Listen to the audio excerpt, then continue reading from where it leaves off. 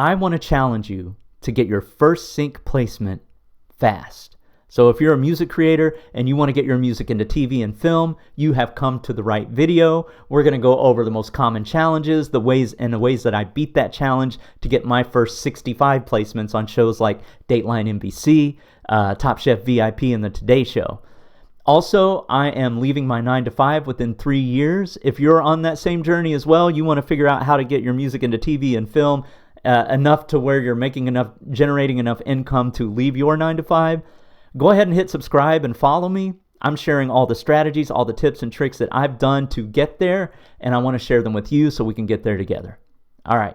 So first, let's talk about the most common challenges. I'm not going to have any answers for these challenges. I'm just going to list them out, and then we're going to address them later. So number one, the most common challenge that I hear is the market is too saturated. There are too many music producers out there creating music at a high level. How do I even get started? How do I even compete? Number two, sometimes it feels like you're shouting into the void, like you're sending out all of these messages and music libraries or music supervisors or whoever you're trying to send your music to, maybe a sync agent, is just ghosting you. Nobody's writing you back. It's like you're just shouting into a cavern and you're not hearing anything back. Number three challenge that I hear a lot of times is I don't even know where to start. Like, how do I pitch music? How do I create a playlist? How do I format my music? How do I send it to a music library? Do I start with a supervisor? So sometimes being overwhelmed like that can lead to inaction. And then number four, the biggest challenge I hear from people is I don't have any placements yet. So with no experience or no track record, how am I going to land that first sync placement? Nobody's even going to give me a chance. They only want to work with people that are already in the industry. All right, so those are the most common challenges. If that's you, I'm about to address how to overcome those. If you have a challenge I didn't list, put it in the comments, and I will do my best to give you, my strategies to overcome that. So how I'm beating it right now is, number one, I'm targeting the right libraries. You don't want to just target every library that's out there if your music's not a fit for what they're already doing, right? So do some research, read about what they're into, like their latest placements, the clients they work with, the type of music that they have.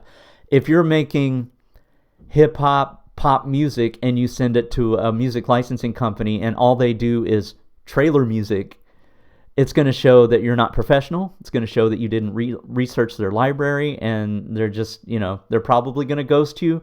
But if they write you back, it's probably not going to be that nice of a message, right? So make sure you're targeting the right libraries that are a fit for your type of music. Research and align. Number two, network with the right people. So online sync communities are a goldmine. I'm currently part of one. It's called the Sync Producer Hub. It's hosted by Anthony Clint Jr. He has thousands and thousands of placements. He has courses, all of those types of things, all the tools that you need and strategies that you need to become successful. He runs a community called Sync Producer Hub, which is more than just a community. It's a strategy. It's a program. I guess a program is the best way to describe it, with courses, support.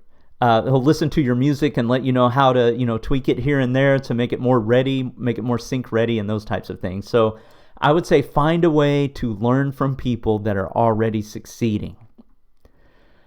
Number three, another way that I beat all of those challenges is I understand what the supervisors need.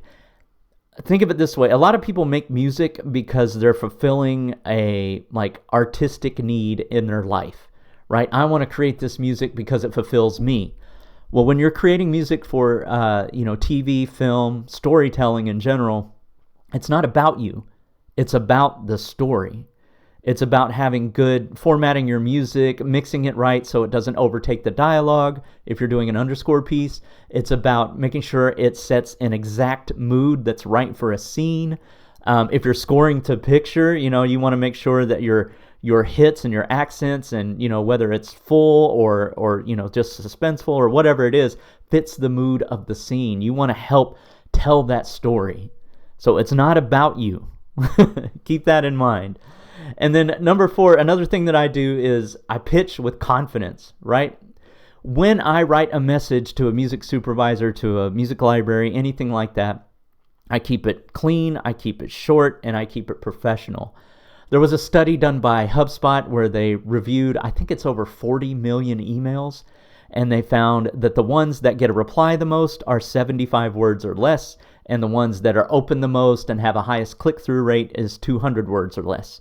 So shorter is better, and make sure you get to the point, and make sure that you've shown your research in that email, meaning you've taken a look at their website.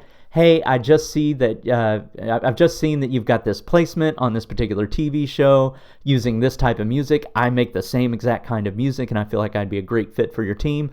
A message like that shows that you've actually gone and done a little bit of research, and it doesn't take much. Just a little bit of research goes a long way.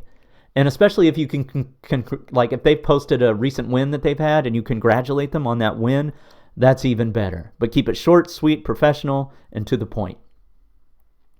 All right, and now here's some game-changing strategies that I've used as well. You have to build a strong portfolio. You never want to sacrifice quality for volume, like, a number of tracks. You don't want to sacrifice any of the quality if you're trying to create a bunch of tracks.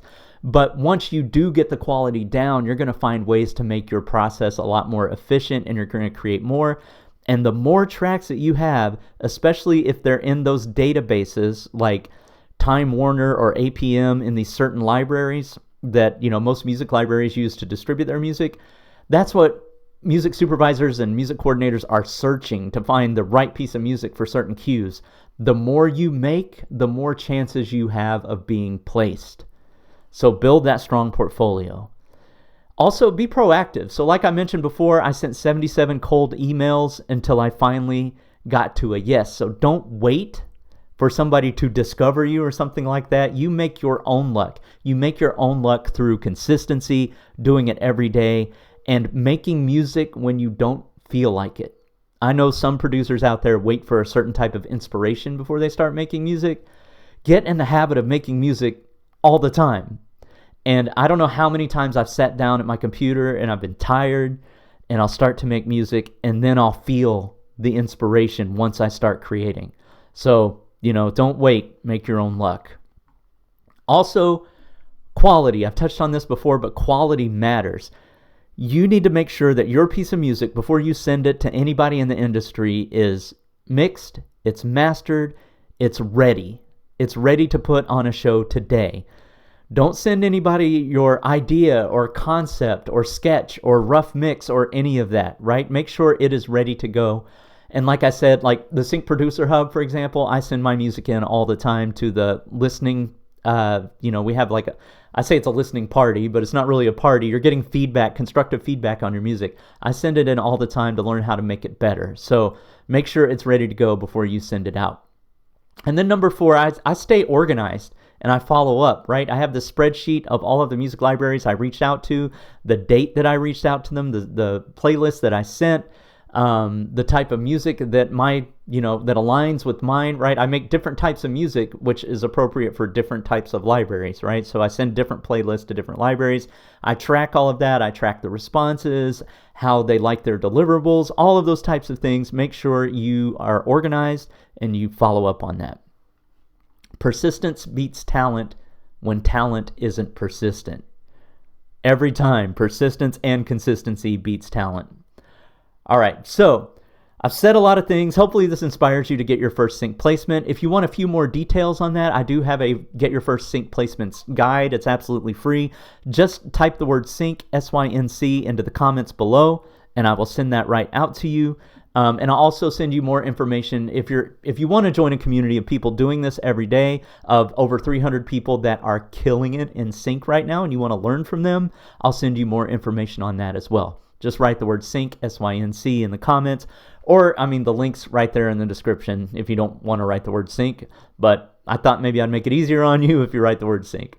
All right, cool. So thank you so much for your time. I can't wait until you get your first sync placement. If you do, please let me know. If you want to learn how to leave your 9-to-5 and join me on this journey, just follow the hashtag No9to5by2028 and subscribe, and I will give you everything that I've learned along the way. All right, so I'll see you next time. Peace.